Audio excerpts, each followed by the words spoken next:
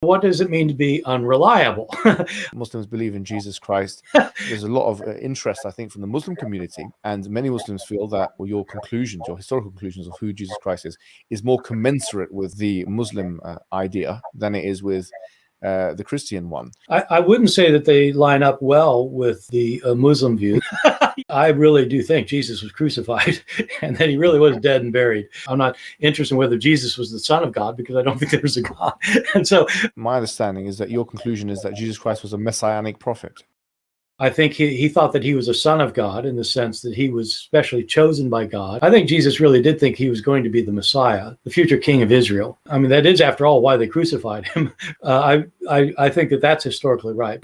I think that all of these gospel authors, I think all of them think that in some sense, Jesus is God. If you think that the Bible cannot have any mistakes in it, if you're shown a mistake, then you just refuse to admit it's a mistake. You think either it can be reconciled in some way, or that there's something we just don't understand about it, or we have and in the Quran it's mentioned, if this book was from other than God, they would have found in it many contradictions. If a book is without contradictions, that has no bearing on whether it comes from God or not. I've had phone books that are inerrant, but I certainly don't think God gave them.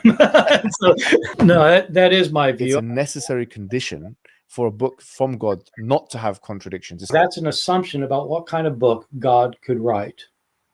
I know this is an important argument that apologists use for Islam. As somebody who is not either Christian or Muslim, it doesn't make sense to me for humans to say what God has to do.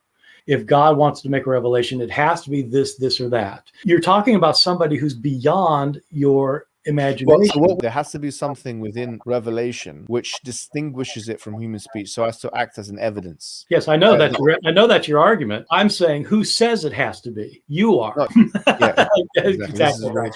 If it's not, then anyone can claim prophecy or prophethood, right? Well, the Christians say that's what the Christians say Muslims are doing. They're just claiming things for themselves.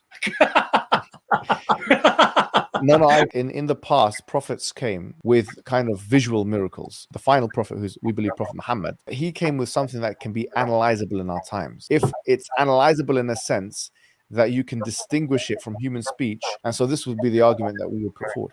Yeah, no, I know, and I don't buy it. No.